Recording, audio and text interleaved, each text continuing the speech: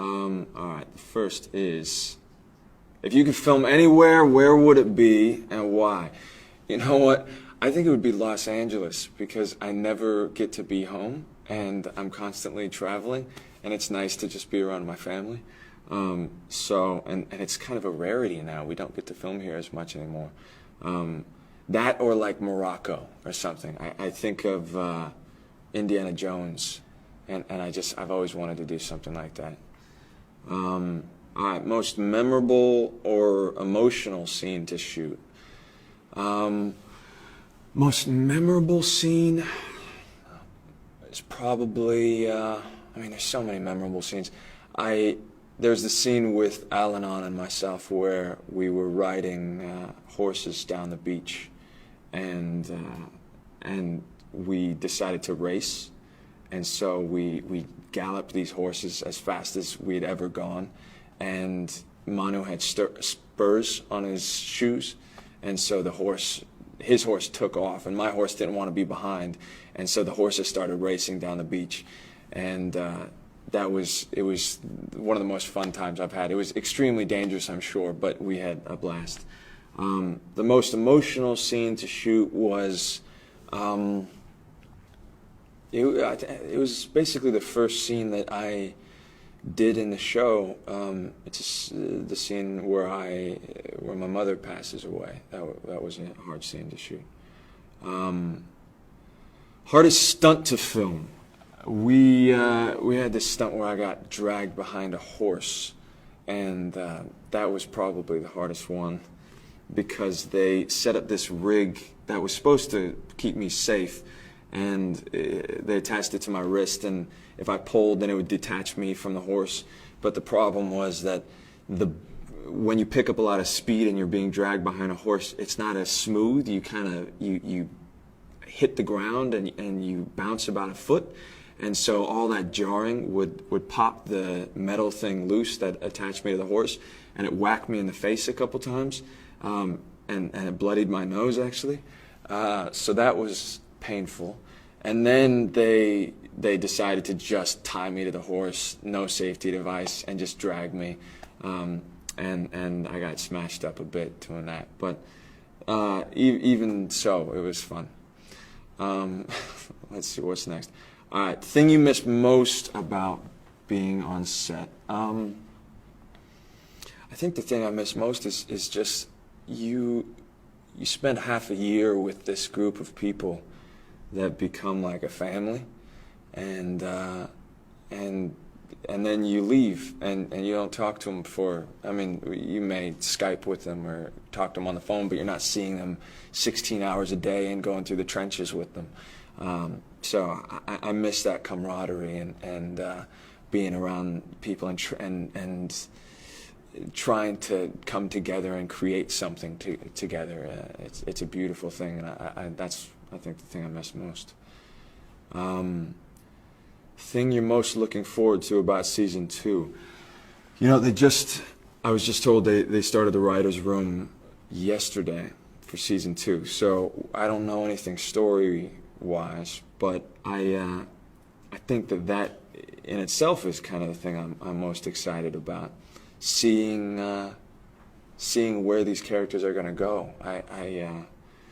It ended on a very painful note. Will lost the woman that he loved, and there was so much loss right at the end, and now I feel the evolution of these characters is going to be really interesting. So I look forward to seeing what's going to happen there. If you could film, oh no, that's the same question that I answered earlier. If you could work with any actor, dead or alive, who would it be? That's a hard one. The first person that comes to my mind is this actor named Mark Rylance, who I had the opportunity to see him when I was in New York do this in repertoire. He did Richard III and the Twelfth Night, and he played Richard III in the morning, and then at night he played Olivia in the Twelfth Night, and it was the most stunning performance I've ever seen, And after that, I ended up seeing him, and I went back and watched a video of him in this play called Jerusalem, and then I saw him twice do Nice Fish in New York, and he's the most remarkable actor I've ever seen, and he's just, a lot of people hadn't really heard of him because he just did plays, but now he's, he just did that BFG with Spielberg, and he won the Oscar last year for Bridge of Spies, and he's a hero of mine. I'd love to work with him. If you could play any other Shannara character, who would it be? Who would it be? I think Al-Anon. Al-Anon is a really cool character. There's so much complexity and so much history to him.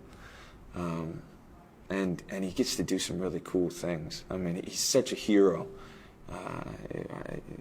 It'd be fun. Manu plays him really well, and I wouldn't want to step into his shoes because there's some pretty big shoes to fill. But if I had to, I would do my best. King Eventide or King Ander? Whew. I mean, we have John Rhys Davies on one hand, who is a legend. And then, but the fact that King Ander is our reigning king now, I think I'd have to go with him, because he's what we have now, and he's a noble king. So I think I'll go with King Ander. Elves or halflings? I mean, that's a hard question. I don't know. I may have to say halflings because that's what I am, but at the same time, I don't know. Both. Let's just go with both. I don't know that one. Elf stones or strength and cunning mind of a rover? Well, definitely elf stones. Absolutely. Al-Anon or Dagmar? Al-Anon.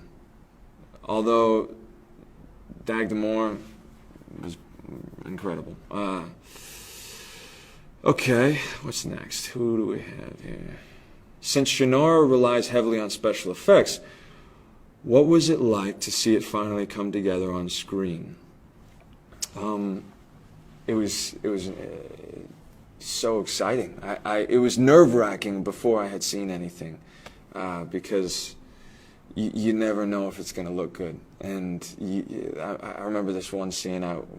It was in the original promos, and it was in, I think, the first episode, the end of the first episode, where I pull out a knife and I'm having to scream, "Get back!" And there's a demon coming at us, but we don't know what the demon looks like. It's just a guy in a blue leotard, and he's got little slits cut out of his eyes, and it's actually one of the most comical things you've ever seen. And then you're having to scream as though it's the scariest thing you've ever seen in your life. And so you're just hoping that on the other side of that, it's going to look terrifying. So now that I've seen that, and now going into second season, it's exciting because I have a lot more faith in the fact that it's going to look scary and that it's going to really have richness to it. Yeah. All right. What's next? What did you miss most about the States when filming in New Zealand?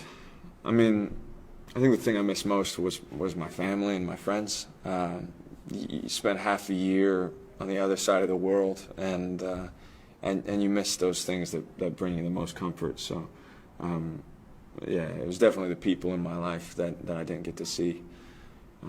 Yeah. Let's see. Do you still keep in touch with the other actors?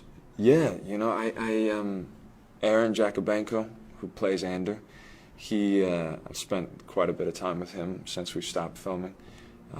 He's Australian, but he came out to Los Angeles, and I had some time off, so we got to hang out and go on double dates together and have a good time. He's a great guy. and we wrapping this up. All right. Well,